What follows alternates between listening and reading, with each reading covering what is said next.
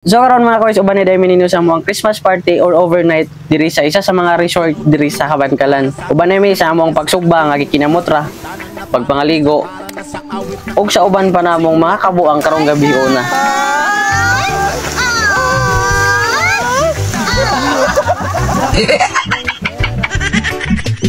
Pero before dayan ang tanan mga kois, ni biyahe pa rin mihalin sa Kabankalan for almost 30 minutes para lang maabot ni nga location.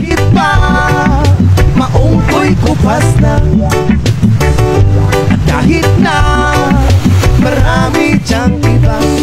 Halin pa rin may nag-duty ani tanan mga ka-OSD, nasabutan na mo nga diri na lang may moderate sa location kung asa may mag-overnight kay diri ra may manyapon. So pag abot na mo diri mga ka-OS around 10 PM, nagyandam na dayon sa mga makauban ang among mga pagkaon para makakaon na dayon mi. Nadami dala nga pork chop mga ka-OS nga wala pa nasugba, so mao nang ginahinayan na lang pagsugbaan niya kung makauban nga promo. And speaking of sugba mga ka-OS, gikinamot ra di pagsugbaan niya kung makauban nga promo mga ka-OS kaning pork chop dire.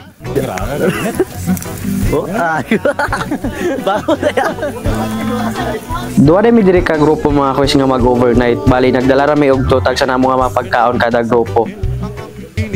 Pareho pa nagkulog.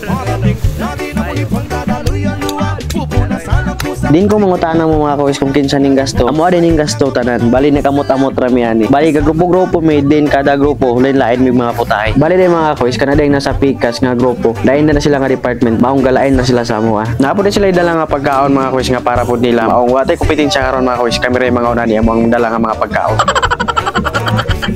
Kanina lang din pork chop among gilat mga kois nga maluto tanan para makakaon na dahil mi sa among panihapon. And speaking of pagulat mga kois, sayaw-sayawan isa na niya para dali maluto ang pork chop.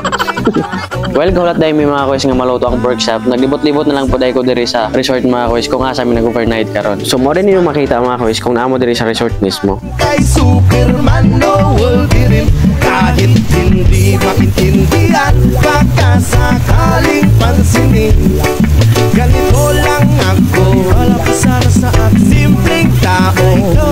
Ang imayayabang ko lang sa'yo ay ang pag-ibig ko sa iyo. Ito'y totoo, wala nang iba. Ikaw at ako lang ang nasa isip at panaginip. Pag nakikita ka, sasabihin ko'y nawawala. Ikaw na nga ang dahilan kung bakit nasulat ko ang tulang kahit kanino ay aking After pila ka minuto mga kois, niabot na jud ang higayon nga mo atong pinakagihulat ang mga una.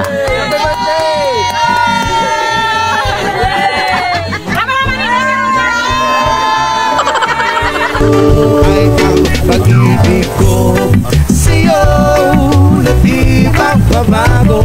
At kahit na anong bagyo ika'y masusundo. Ganito lang ako, wala pa sana sa akin simpleng tao. Ikaw ang lagi kong imayayabang ko lang sa'yo. Pag-ibig ko sa'yo na di magbabago. At kahit na anong bagyo ika'y masusundo.